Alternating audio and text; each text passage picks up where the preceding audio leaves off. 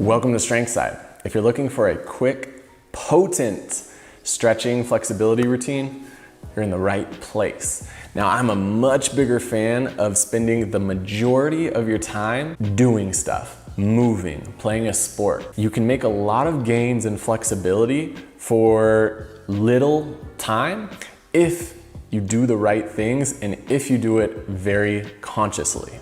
So that's what we're gonna do here today. This is a follow along. We're only gonna go through it one time. I truly believe that you can make incredible progress with doing this one time through twice a week. Now, as your body gets more resilient to these exercises, you can go ahead and go through it 2 times or even 3 times. But start with 1 and watch the gains that you make. It'll be incredible. So this first one is variations of a couch stretch, okay? So we're gonna need a wall like so, and we're going to put the knee all the way up against the bottom of the wall. Now my toe is pointed here. Now use some padding, okay? A lot of people ask me how I'm able to put my knee on these hard floors like this. It's because I've done it a lot, right? The knees can become resilient if you want them to, but it's not necessary. Use a little pad or a cushion. Now I'm gonna bring this leg up like so. We're gonna stay in this low position with one hand on the ground. Now what I want you to do is I want you to move your butt back towards your heel, and then we're going to press the hips down to the ground, right? So this front of the hip, this quad hip flexor is getting a big stretch, and I'm squeezing my butt muscle back here, okay? So I come back, and then I press. We're gonna do this around 8 to 10 times. And every time, see if you can squeeze a little harder and get the hip towards the ground a little bit more. You're gonna feel a big stretch here in the front of the hip, okay? Now this was actually taught to me by my coach, Will Brown. You can find him on Instagram at WBrown7. We'll flash it on the screen. He's a big inspiration if you're into moving your body gracefully, being strong, all that good stuff. So we'll do about 3 more here. This last one we're gonna hold for 5 seconds. Squeeze, press. Okay, now this next part is gonna depend what your level of flexibility is. For some of you, you're gonna need to move your knee away from the ground a little bit. That's our dog Shiloh doing a little photobomb. But if you can, keep it as close to the wall as possible. From here, we're going to lift our torso up like so, okay? Now once again, levels of flexibility, right? Some of us are gonna need to be out here. If you can, and over time from doing this routine, you'll be able to straighten up more like this. Now we're getting a lot of length through this quad here. I want you to breathe. Breathe through the nose. As you signal to your body that you're safe, you'll get more comfortable here, and your body will let you get more and more range. The ultimate goal is that I can move my head back touching the wall. Hey, Shiloh. And then eventually we get those shoulders back touching the wall as well. We want to do that without arching too much through our spine. We want to keep some tension here in the belly. Not even tension, we just want to keep the rib cage down. We want to focus on the breath. Once you can achieve this level here, you're going to be good, right? You're going to be prepared to do anything that you want to do in terms of sport. I'm not saying you'll never get injured, but you're going to be at a very, very good level, okay? So let's do the other side now. So we get that knee all the way up against the wall. And now first, we're going to do this flossing motion. Bring the butt back to the heel and then floss it down.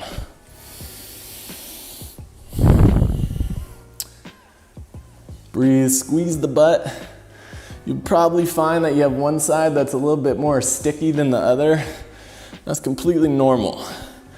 We are all asymmetrical beings. Nobody is completely symmetrical. Don't worry if one side's a lot tighter than the other. Just work on improving both sides. Let's do 3 more.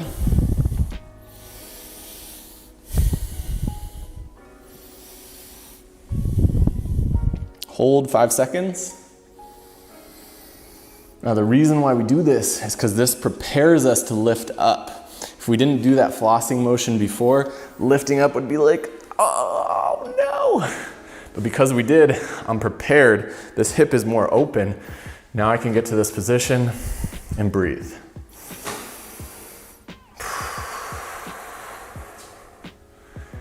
Shiloh, she's chewing your shoe.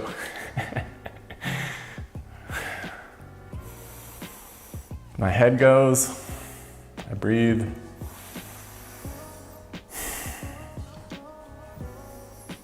And eventually my shoulders touch. Keep in mind, I've done this a lot.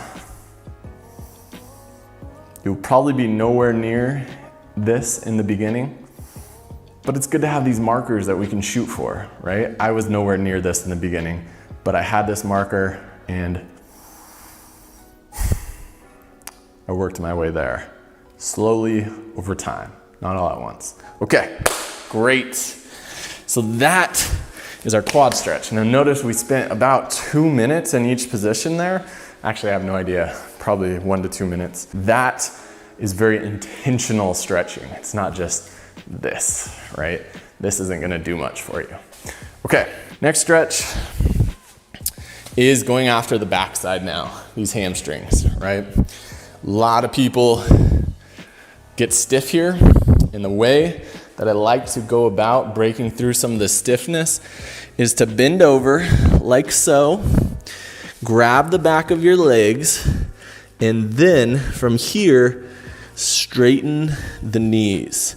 Now, of course, your torso is gonna probably come up as you straighten. The stiffer your hamstrings are, the more you'll come up. But what you'll do each time is you bend the legs, and then you try to keep your torso down a little bit more each time, right? So we're flossing through these hamstrings here.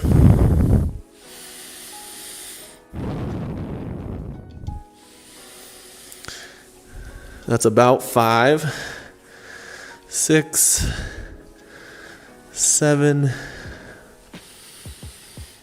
8. Now I'm gonna really start to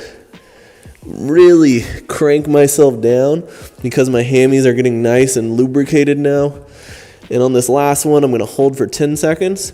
Straighten your knees as much as you can. Don't let those micro bends happen.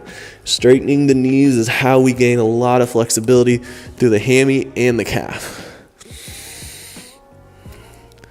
And now from here, what we're gonna do is we're going to lift up. We're gonna stand up straight.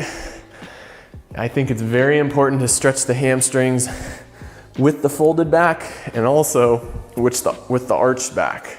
So now I want you to tilt your pelvis like this, really arch through your spine, keep your head up to get more spinal extension.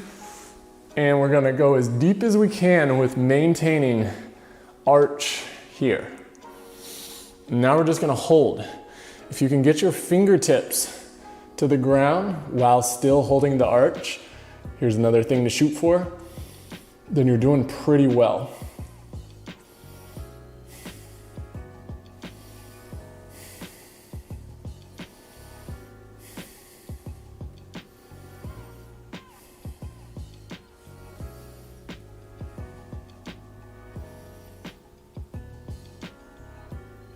And relax.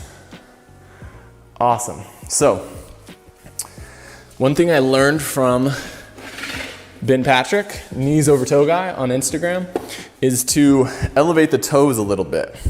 So for some of us, it may feel like the hamstrings are tight, but it's really the calves. So if you don't have a slant board like this, you can just put books underneath your toes, and we can do that same thing. If you find that the calves are a big limiter for you, we do the same thing, flossing here, But now because the toes are elevated, we're getting more stretch through the calf here, okay? So that's something to play with. If it seems like it'll help you, then elevate those toes when you do this. I like to elevate the toes because I get some tightness back here through the calf behind the knee. Okay, guys.